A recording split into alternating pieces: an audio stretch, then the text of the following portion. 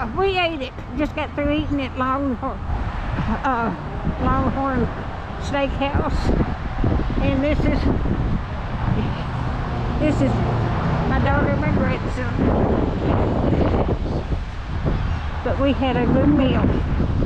If you like my videos, just like, share, and subscribe, and hit that little bell when you want to be notified when I got another video coming out. And y'all have a blessed day. All right, we're eating at the Longhorn Steakhouse tonight, and we got hamburger steak with a salad and mashed potatoes, and that's what Pam's got too. But look what Ricky's got. He's got a side of beef over there.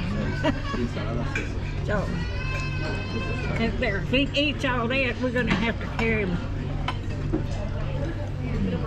get him a stretcher. But that's what we our supper tonight. We have been really blessed, and we've already got into our room. So I hope you enjoy my videos. If you like, share, and subscribe, and hit that little bell when you want to be notified when I got another video coming out. And y'all have a blessed day. Thank you so much for watching.